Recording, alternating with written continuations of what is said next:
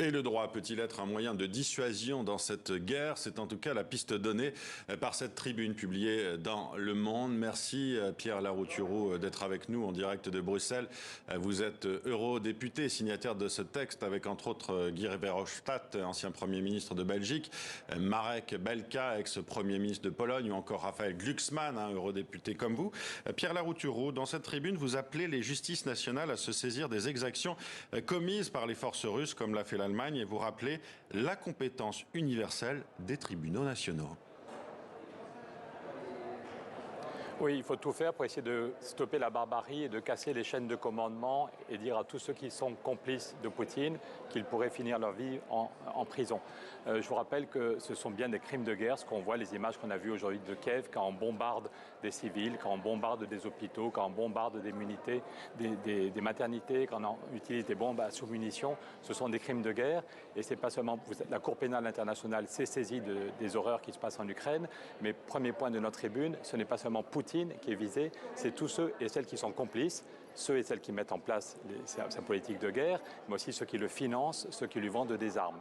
Donc y compris un milliardaire qui croit que parce qu'il aide Poutine, qu'il lui prête de l'argent, il va avoir une belle vie derrière. Il faut qu'il sache qu'il n'y a pas de prescription, même dans 20 ans, même dans 30 ans, s'il se fait choper, il peut être devant la Cour pénale internationale et finir sa vie en prison. Donc notre but, je pense, on espère qu'autour de Poutine, il y en a qui ont quand même des doutes sur sa stratégie, qui est suicidaire à moyen terme pour la Russie, qui est dramatique pour l'Ukraine, mais suicidaire à moyen terme pour la Russie. Et on voudrait tout faire pour casser les chaînes de solidarité autour de Poutine. Et on rappelle effectivement que chacun de nos États membres peut utiliser la compétence universelle pour accélérer la pression, augmenter la pression sur ses dirigeants. La compétence universelle, c'est dire que même si un crime n'est pas commis en France, si la victime n'est pas française, si l'assassin n'est pas français, si ça n'est pas en France, mais si c'est un crime de guerre, la justice française peut enquêter et peut attraper les personnes coupables, qu'elles soient en France ou ailleurs, et les juger. Donc l'Allemagne vient d'annoncer qu'elle allait effectivement utiliser cette compétence universelle et on voudrait que tous les États membres de l'Europe le fassent et coordonnent leur justice. Pierre Larouturou, cette menace judiciaire, est-ce qu'elle peut avoir une incidence sur la guerre en cours ou est-ce que ce n'est pas plutôt une épée de Damoclès? Mais aujourd'hui, vous savez qu'on a déjà des sanctions économiques et financières qui commencent à avoir un effet sur le gouvernement russe, mais sans doute il faut plus de sanctions économiques et financières. Il n'y a pas de baguette magique.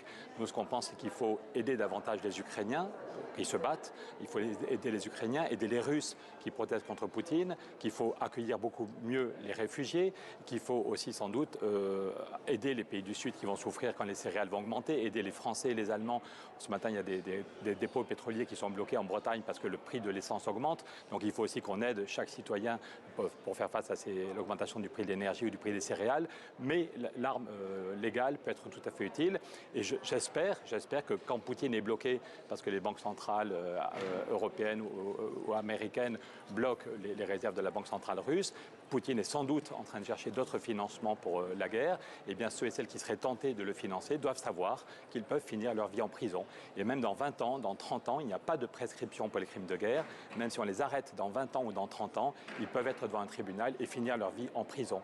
Et donc on peut penser que cette tribune qui va être traduite dans quelques heures en russe et qui va être diffusée sur des sites d'information dont on nous dit qu'ils sont lus par des dirigeants russes, par des militaires, par des leaders d'opinion russes, eh bien on espère que ça va les faire réfléchir et certains vont dire qu'ils ne peuvent plus être complices de Poutine et de cette barbarie.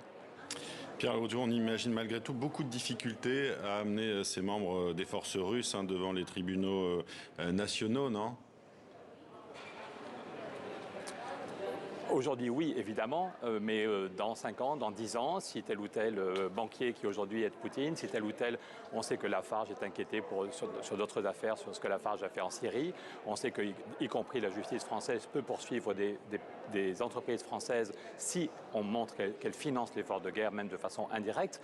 Quand Joe Biden dit qu'il arrête les importations de gaz et de pétrole pour ne pas financer l'effort de guerre, il faudrait que les entreprises françaises, Total et d'autres, se posent des questions sur est-ce qu'elles continuent à commercer avec la Russie comme si tout allait bien. Donc déjà, Une entreprise française peut être inquiétée par la justice française aujourd'hui. Les dirigeants, les actionnaires principaux devraient se poser des questions. Et après ça, peut-être que dans 5 ans, peut-être que dans 10 ans, peut-être que dans 15 ans, un général russe, quelqu'un qui a financé l'action de Poutine, pensera que tout ça est fini, tout ça est derrière nous. Il se promène, il va voir sa famille, voilà, et il se fait arrêter. Et il est traduit devant la Cour pénale internationale à La Haye. Et il a de bonnes chances de finir sa vie en prison. Donc encore une fois, s'il n'y a pas de baguette magique, on ne dit pas, vous avez vu que cette tribune est signée par des anciens premiers ministres, des députés, des gens de toutes les tendances politiques de 23 pays. Il y a plusieurs pays où cette tribune est discutée en ce moment par les gouvernements. Il y a plusieurs gouvernements européens qui effectivement réfléchissent à activer leurs compétences universelles pour essayer de casser les chaînes de solidarité autour de Poutine. Merci à vous d'avoir été avec nous, Pierre Larouturou. Merci pour cette analyse. Et cette tribune est à retrouver dans Le Monde.